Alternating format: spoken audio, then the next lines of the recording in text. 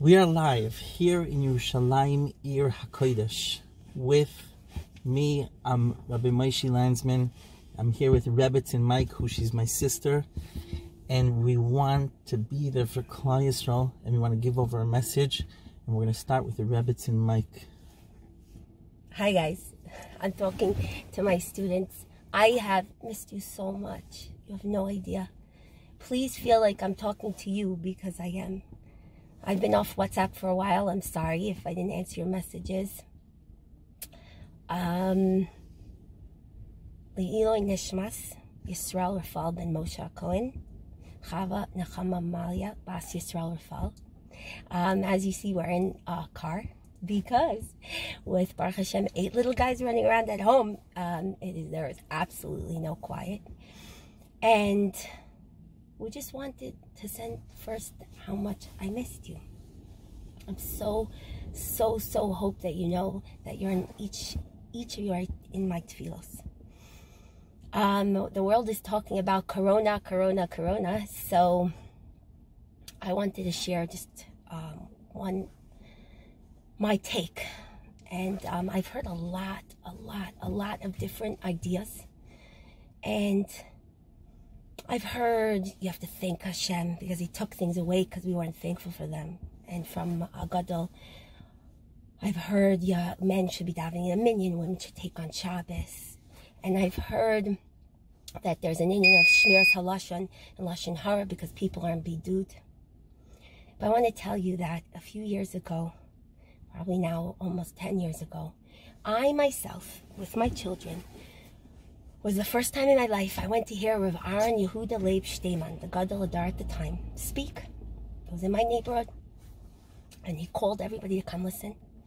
And you have to understand, there were Talmidei Chachamim of the highest caliber there, from men, women, and children, everybody.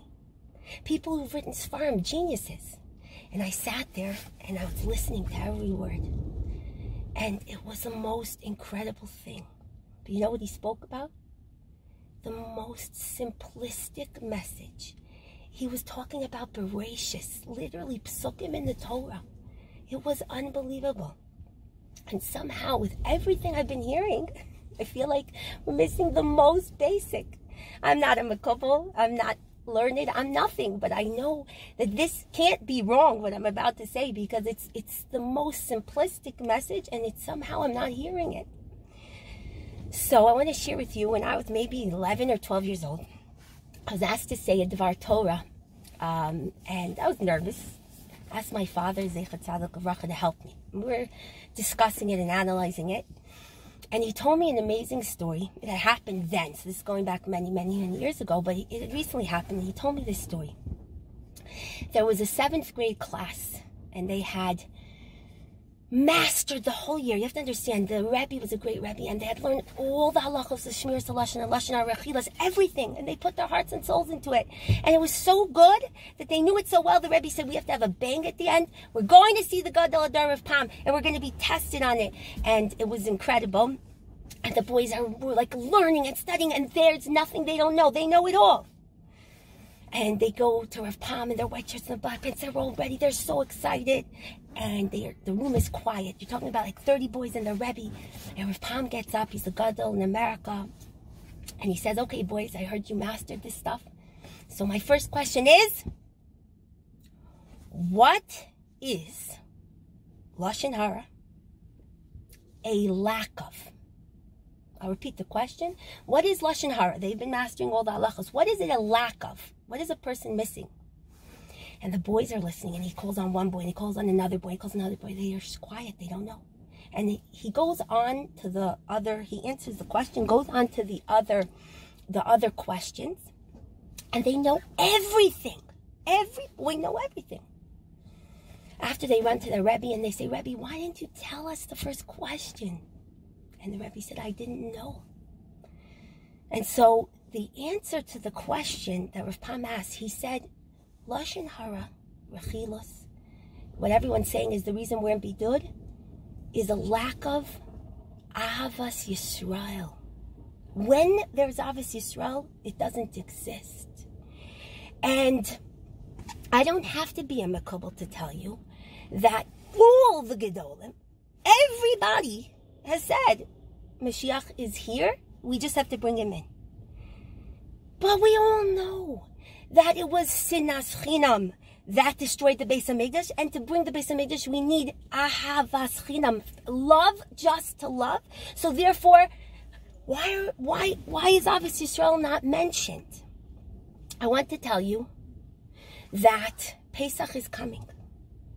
And when we went to every Yid who had a Muna and Makas Barchos was coming, we're told to go bring out the sheep, bring it into your house, tie it to your bed, shacht it, and put the dam on the mezuzah. So I want to tell you that what I told my family. We go to the Pesach of our bias, and we look at the mezuzah. Now the mezuzah is a protection.